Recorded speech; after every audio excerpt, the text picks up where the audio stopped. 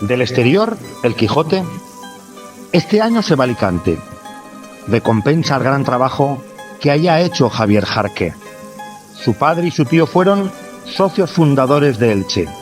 Fuertes raíces con la casa tiene pues él desde siempre. Si por Elche os encontráis con el coche estropeado, llevárselo a su padre, taller mecánico El Maño.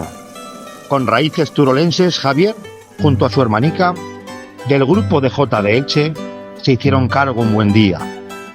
Mónica y él, para formarse, marcharon a Zaragoza y con los Castillo Checa aprendieron mucha jota. Y además también Javier, desde el año 2007, con esfuerzo e ilusión, trabaja de presidente.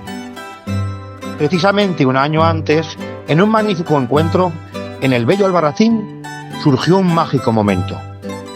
Se cruzaron las miradas de Javier y Beatriz, para convertirse por siempre en pareja muy feliz. Como fruto de su amor, nacieron sus dos pequeños, Rubén, que nació el segundo, y Álvaro, que fue el primero. Tiene gran dicha Javier, recientemente, este año, que bailando una jotica compartieron escenario. Siempre has cantado y recibes las clases de Adrián Fierro. Ya hemos dicho que bailabas y tañes, vaya jotero. Hoy tus tambores y bombos aún con más fuerza redoblan. Y por ti gritan un viva Elche, Aragón y la jota.